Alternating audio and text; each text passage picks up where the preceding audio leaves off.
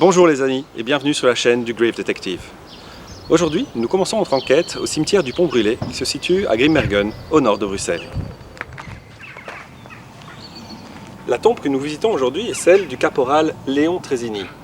Pour comprendre son histoire, retournons tout d'abord sur son lieu de naissance. Léon Trésini est né à Bierge le 26 mars 1886, dans cette maison, détruite il y a quelques années. Ses parents travaillaient au chemin de fer et il était le troisième enfant d'une fratrie qui compta au total 5 frères et sœurs. Sa famille a ensuite déménagé à Drogenbos et son père est décédé alors qu'il avait 6 ans et demi. Après avoir terminé l'école primaire, Léon trouva un petit boulot au chemin de fer à la gare de Forêt Sud. En 1905, sa mère décède à son tour et Léon est recueilli par des amis de sa famille. Il change également d'emploi et devient presseur aux usines Pathé.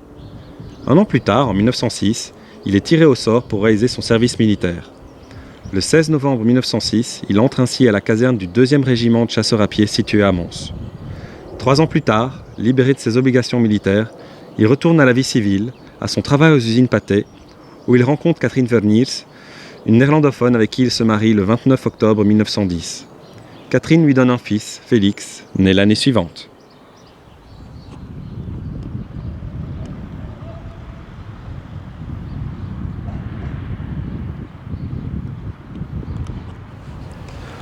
Le 1er août 1914, quelques jours avant l'invasion allemande de la Belgique, il reçoit l'ordre de rejoindre son régiment. Il rejoint son régiment au dépôt de Conti et retrouve ses compagnons d'armes de Mons à Perwé le 5 août. Le 26 août 1914, l'armée belge et l'armée allemande se font face de part et d'autre du canal de Willebroek, à hauteur du Pont Brûlé à Grimbergen. Les Belges occupent la rive orientale du canal et les Allemands la rive occidentale. Un pont pourrait permettre aux Belges de traverser le canal et d'attaquer les Allemands, mais le mécanisme qui permet de faire descendre le pont se trouve du côté occupé par les Allemands. Trésini se porte volontaire, enlève son sac, sa veste et se met à l'eau. Alors qu'il nage vers l'autre rive, son sergent lui crie « Au nom du colonel, je vous fais caporal !» Trésini sera de fait promu au rang de caporal, mais à titre posthume, car les choses tournent mal pour lui.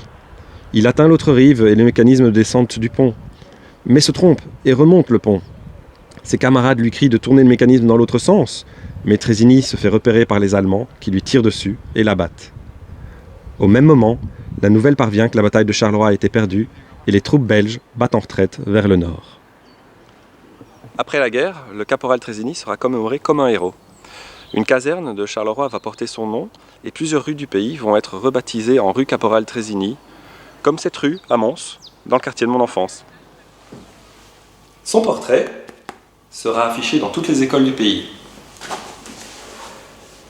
L'insigne du 2e régiment de chasseurs à pied sera modifié pour porter la devise « Trésini, nous te suivons ».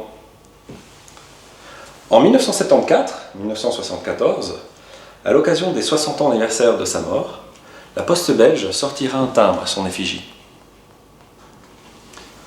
Puis, avec le temps, le souvenir s'estompera et le héros tombera dans l'oubli.